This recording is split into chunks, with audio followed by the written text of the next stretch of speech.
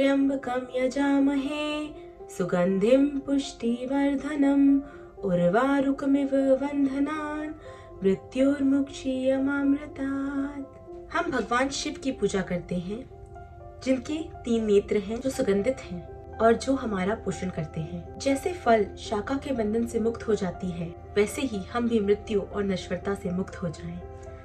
नमस्कार, मेरा नाम है साक्षी और स्वागत है आपका मेरे इस नए चैनल में। आज हम बात करने वाले हैं बहुत ही पवित्र और बहुत ही पावरफुल मंत्र के बारे में, महामृत्युंजय मंत्र। महामृत्युंजय मंत्र एक ऐसा मंत्र है जिसके जाप करने से आपको बहुत सारे फायदे हो सकते हैं। आप इस दुनिया के सारे बंधनों से मुक्त होकर ईश्वर को पा सकते हैं। महामृत्युंजय मंत्र, जिसे रुद्र मंत्र या त्र्यंबकम मंत्र भी कहा जाता है, शिव जी के बहुत प्रिय है। आप अगर महामृत्युंजय मंत्र का डेली जाप करते हैं तो आपकी बहुत सारी परेशानियां, बहुत सारे दुख दूर हो सकते हैं।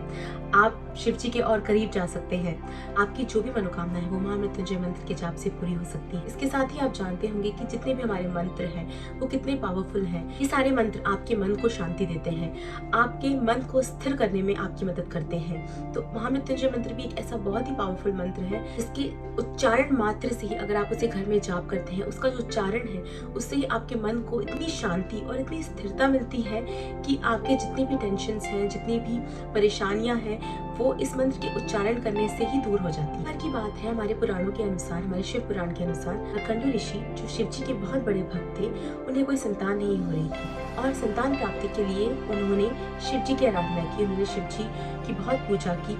उस पूजा से, उस आराधना से खुश होकर शिव जी ने उन्हें दर्शन दिए और उनसे पूछा कि आपकी क्या मनोकामना है। और मार्कंडेय ऋषि ने उनसे यही मांगा कि मुझे एक संतान चाहिए। थोड़े समय बाद मार्कंडेय ऋषि को एक बेटा हुआ और जब वो बेटा हुआ तब मार्कंडेय ऋषि को यह पता चला कि उनका बेटा अल्पायु है। अल्पायु का मतलब है बहुत ही कम साल जीने वाला है।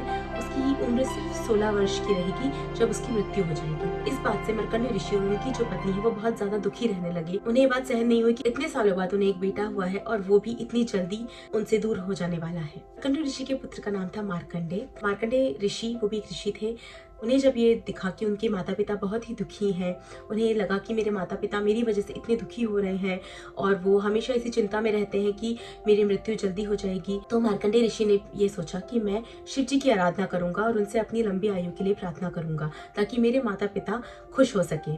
तो मार्कंडेय ऋषि ने कुछ मंत्रों की रचना की और उन मंत्रों की हेल्प से उन्होंने शिव जी की आराधना करनी स्टार्ट की। और जब उन्होंने यह आराधना की, शिव जी के घोर तप में वो लीन रहने लगे और वो 16 साल के हुए तो यमदूत आए। और यमदूतों ने जब देखा कि वो इतनी ज्यादा घोर तपस्या में लीन है तो वो फिर वेट करने लगे कि अच्छा, जब उनकी तपस्या पूर्ण होगी तो हमें लेके जाएंगे यम लोग। पर उनकी तपस्या खत्म ही नहीं हो रही थी। वो शिव जी की तपस्या में इतने ज्यादा लीन थे कि वो उन्हें कुछ सुध ही नहीं थी। तो यमदूत वापस लौट गए और यमराज से कहा कि हम उन्हें नहीं लेके आ पाए क्योंकि वो बहुत ज्यादा लीन थे। तभी वहाँ यमराज आते हैं और उन्हें ले जाने की कोशिश करते हैं, पर वो ले जा नहीं पाते हैं क्योंकि वो शिवलिंग से चिपक जाते हैं, भोलेनाथ को पुकारने लगते हैं। तभी वहाँ शिव शंकर भोलेनाथ प्रकट होते हैं। यमराज से उन्हें वहाँ से ना ले जाने के लिए कहते हैं, पर यमराज उन्हें याद दिलाते हैं कि इनका समय हो गया है और मैं इन्हें लेके जाना चाहता हूँ। पर शिव जी उन्हें वरदान देते हैं कि नहीं, इनकी उम्र बहुत लंबी रहेगी, इन्हें दीर्घायु प्राप्त होगी, इसीलिए आप इन्हें नहीं लेके जा सकते हैं। तो यमराज वहां से खाली हाथ लौट जाते हैं और इसी के बाद महामृत्युंजय मंत्र शिव भक्तों में बहुत ज्यादा प्रसिद्ध हो गया और सभी महामृत्युंजय मंत्र का जाप करने लगे। महामृत्युंजय मंत्र आपके मन को बहुत ज्यादा शांति प्रदान करता है। तो आशा है आपकी भी जो भी मनोकामना हो महामृत्युंजय मंत्र के जाप करने से पूर्ण हो। और अगर आप ऐसे ही मेडिटेशन कर रहे हैं या आप बैठे हैं किसी भी आराधना में या आपके मन को शांति नहीं मिल रही है, तो आप महामृत्युंजय मंत्र या तो सुनिए या फिर उसका जाप करिए। आजकल तो आप सुन भी सकते हैं, इतने सारे ऑडियो अवेलेबल हैं, तो आप डेली अगर उसे सुनेंगे तो भी आपके मन को बहुत शांति मिलेगी। आशा है आपने आज कुछ सीखा होगा मेरे इस चैनल से। और अगर आप ऐसे ही इंफॉर्मेटिव वीडियोस और भी देखना चाहते हैं तो जुड़े रहिए मेरे साथ। मैं ऐसे बहुत सारे वीडियोस लेके आने वाली हूँ जिसमें हम जानेंगे हमारी संस्कृति, हमारी सभ्यता के बारे में। सर्वे सुखिनः भवन्तु। नमस्कार।